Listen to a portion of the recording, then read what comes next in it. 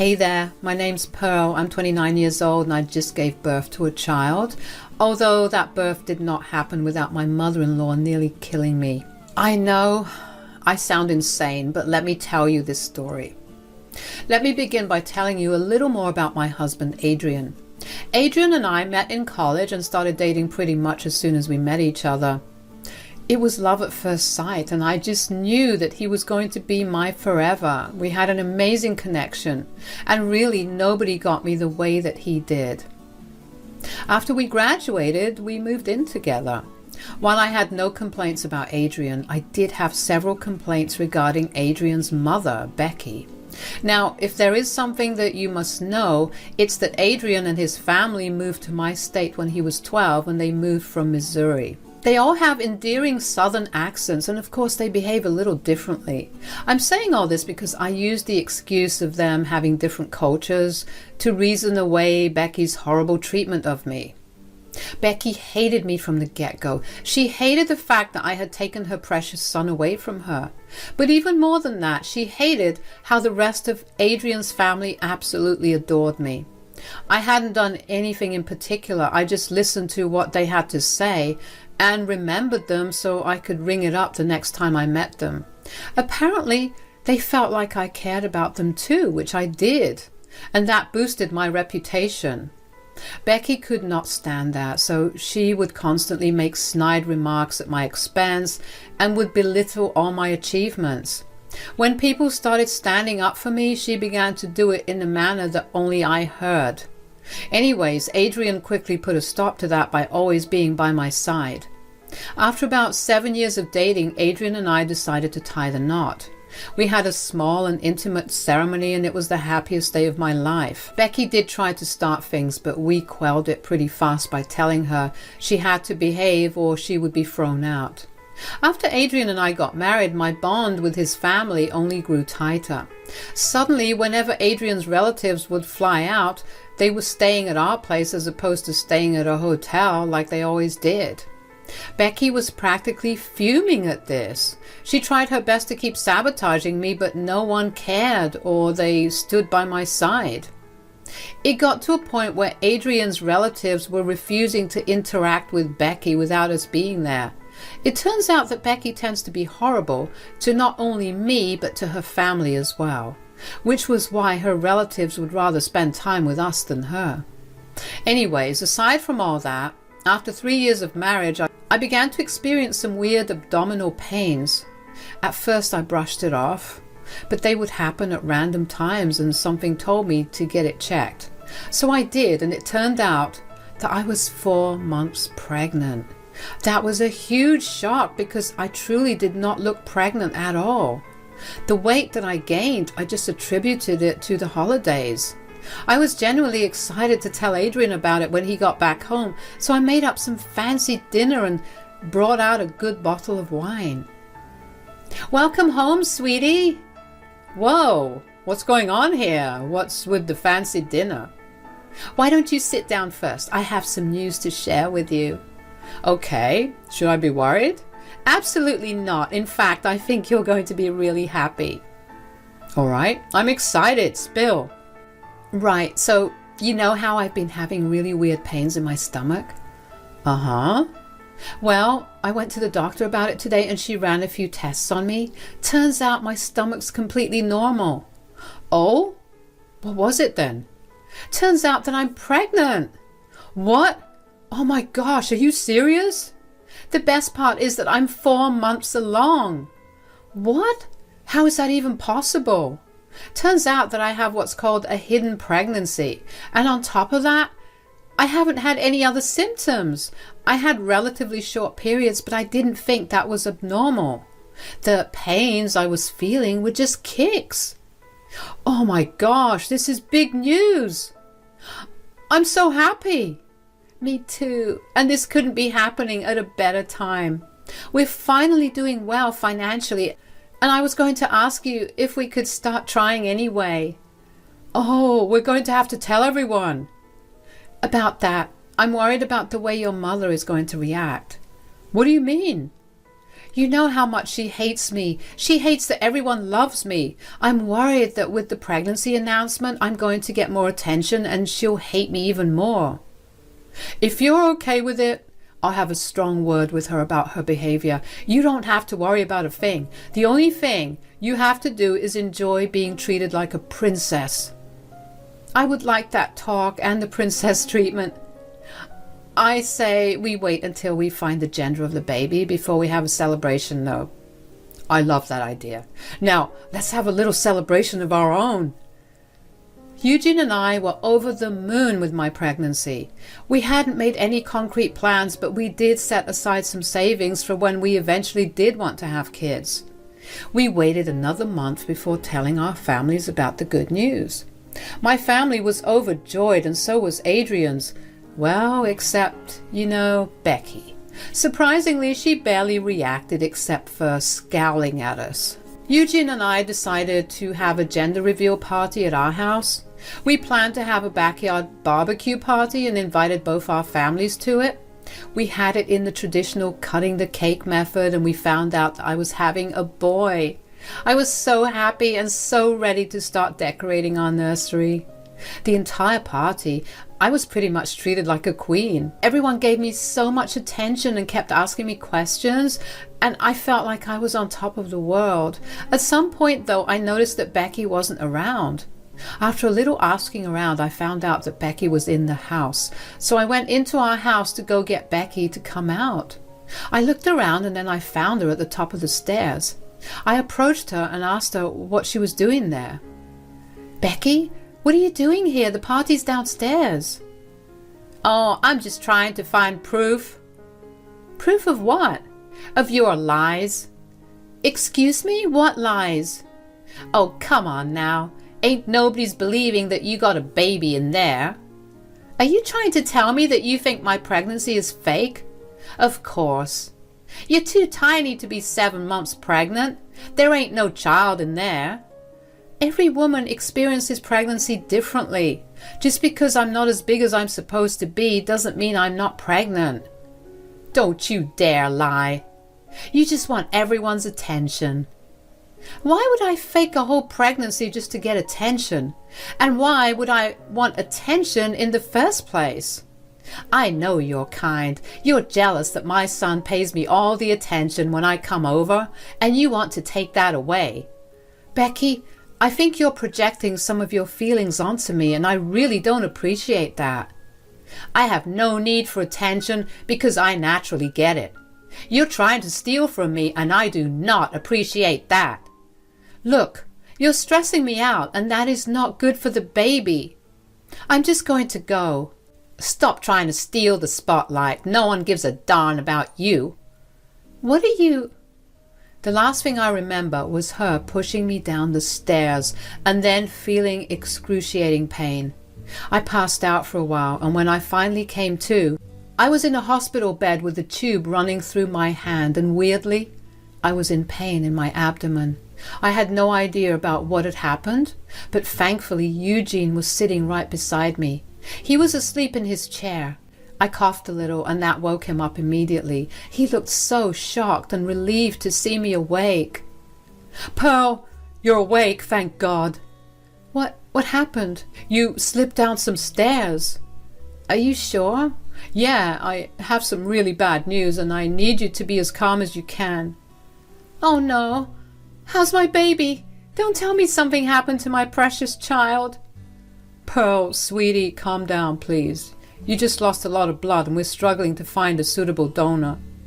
"But what about my baby? I need to know if my baby is okay." "Because of how much blood you were losing, they had to induce your pregnancy, and you gave birth." "But how's the baby?" I can't say." "What do you mean?" "They're doing everything they can to stabilize our child." "Where is he? I need to see him." "He's in the NICU. He's in good hands. You have nothing to worry about. There's nothing more you can do. Don't blame yourself for anything. Once we get a donor for you, we can focus on our child, okay?" "Yeah, but I'm not blaming myself." "Good. I have someone else to blame." "What do you mean?" "I'll let you know But could you please bring your mother down here? Why? Just please don't ask questions. I'm going through enough. Bring her here and tell her everything that happened in front of me. I'll explain everything else after. Okay, but first, let's get you your blood, and then we'll do everything else that you wanted. Yeah, okay. Eugene went to talk to my doctor, and thankfully they had found a donor who was willing to donate immediately for me. The stress of everything made me fall right back asleep after the blood transfusion. I had so many emotions swirling through me, and I didn't know what to make of them. On one hand, I was grateful that my son was still alive, but I also knew that he might grow up with some developmental issues. I didn't have a problem with that, but the fact that Becky would be the reason that my son struggled made me feel hot with anger. I was asleep for a good 3 hours, and when I woke up, I felt much better. Once again, Eugene was next to me and immediately rushed to my side when I woke up. Hi, sweetie. You fell asleep for a little while. How do you feel right now? A lot better. How's our son? They've managed to stabilize him. He'll have to be in the NICU for the next 2 months. Will I be able to hold him? Not yet, but soon, I promise. Until then, we will definitely get to see him. I saw him and he looks adorable. All right, I'm glad that everything's okay. But you wanted to see my mom, right? Oh yeah, is she here? She's waiting outside. Shall I bring her in? Yeah. Hi, Pearl. How are you? Not doing so good. Eugene, did you update her on what happened? No, he didn't tell me anything. He just asked me to rush here. Eugene, could you tell her what happened since I got here? Well, Mom, after you came running to us about Pearl slipping down the stairs, she ended up bleeding a lot. She had to get induced so she could give birth to the baby. Thankfully, the doctors and nurses managed to stabilize our son. He's just going to be in the NICU for a while now. Oh, you gave birth? Pearl, congratulations. Don't even. Do you have something to say to me and Eugene? What are you talking about, sweetie? You said Becky came running to you after I slipped, right? Yes, and I'm so grateful that at least she saw it because none of us heard you fall. Great. Now, Becky, should I be the one to tell him? Or will you do it yourself? What is she talking about, Mom? Oh, I don't know. She just gave birth. She's probably just making things up. She's probably suffering from mommy brain. Lord knows I had a bad case of it after I gave birth to you. Do not even try to make this into something as arbitrary as that. Eugene, your mother pushed me down the stairs. What? You remember how I went to check on Becky after she had been gone inside the house for a really long time? Yeah. Turns out she was in the house for so long because she wanted to find proof of me faking my pregnancy. Why on earth would you be faking your pregnancy? Apparently she thought that I was stealing her spotlight. I didn't say that. Those were literally the last words you told me before you pushed me down the stairs. Mom, is this true? Fine, I will admit that I was a little jealous of her. But you have to believe me when I say that I didn't think she was actually pregnant. So you willingly endangered the life of my wife and my child because you didn't think something was true? Oh, come on, honey. She didn't even look that pregnant. How was I supposed to know? You can't just push people down the stairs? What if Pearl hit her head hard enough to cause permanent damage? What would you have done, huh? I don't know. I'm so sorry. You know what? I don't want you here. I will talk to you after I figure out what is going on in my mind. Becky tried to stay for longer, but Eugene was having none of it. All that I was feeling when I looked at her was blinding rage. How could she do something like that to me and my baby? How could she even try to justify her actions? Eugene had Becky escorted out of our room and had her barred from visiting me or the baby.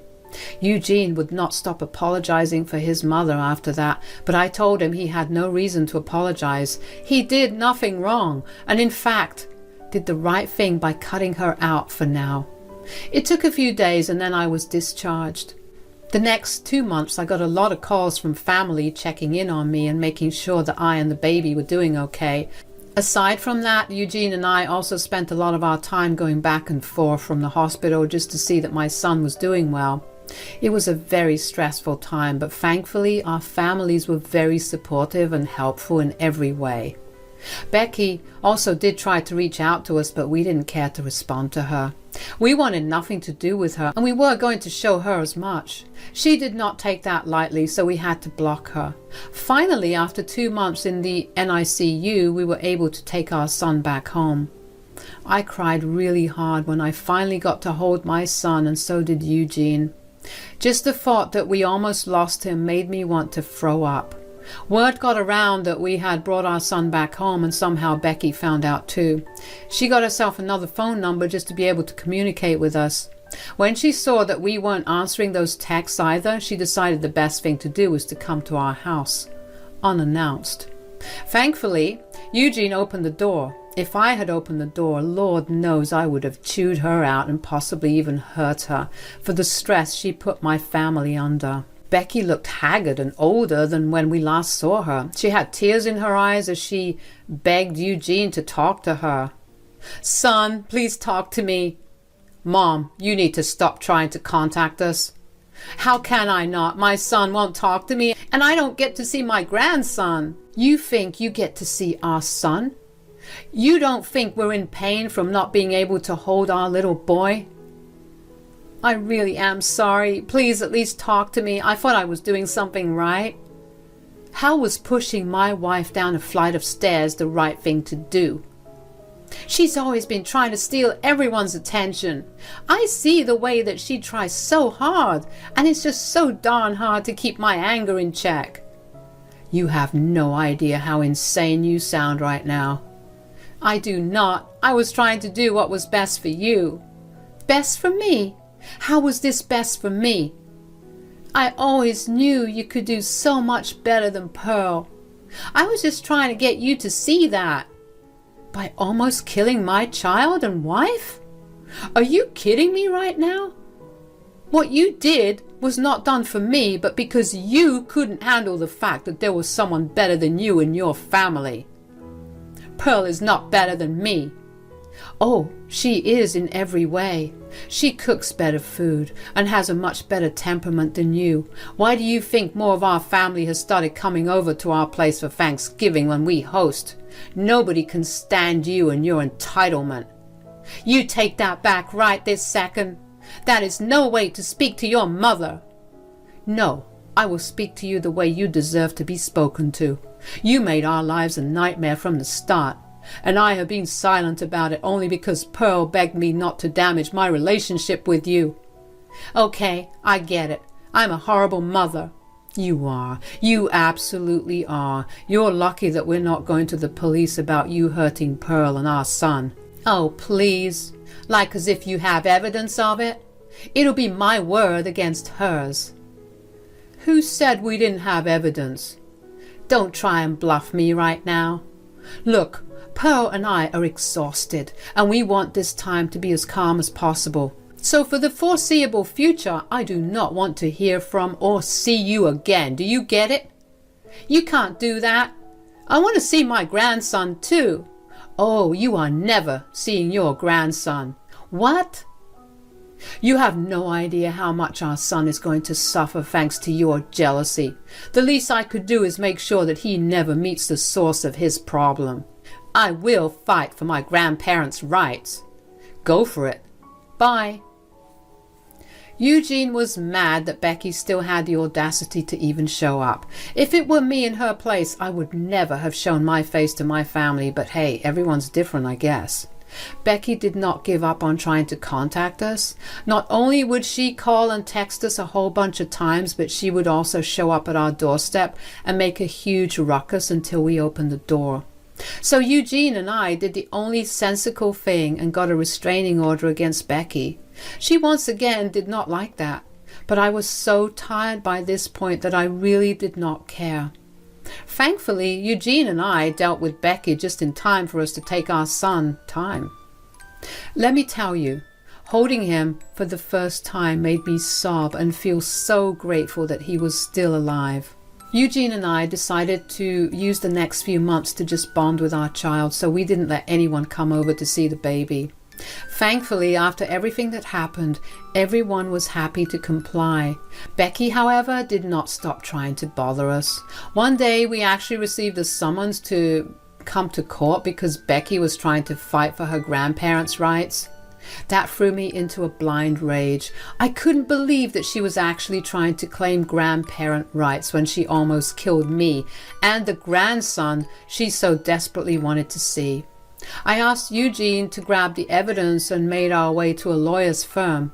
We hired a good lawyer, showed him the evidence, and told us that we could charge Becky. Even though we didn't want to do it earlier, after dealing with her harassment for months, we decided to press charges against her. The trial that followed was truly something out of a movie. Becky cried and sobbed at first because we were neglecting her and not letting her visit her only grandson. I could tell that the jury was a little sympathetic towards her, but I knew I had the most incriminating piece of evidence for her. When the footage of her pushing me down the stairs played, everyone in the room went silent, and Becky grew pale. After the first hearing, Becky blasted us with calls and texts accusing us of hiding the truth from her. We figured it was in the best interest of the case that we blocked her. After a couple of weeks, Becky was charged with attempted murder of an unborn child and was sentenced to 6 months in jail. All her appeals were denied, and Eugene and I couldn't have been happier. Of course, word got around in Eugene's family as well about what Becky had done, and let's just say that nobody wants anything to do with her anymore. She's going to have a tough time when she's done with her sentence. As for Eugene and I, we're gradually getting used to being first-time parents, and we're loving every second of it. I'm just glad we get to do it stress-free. We were considering moving, but that's a decision to make for a later time. Thank you so much for listening.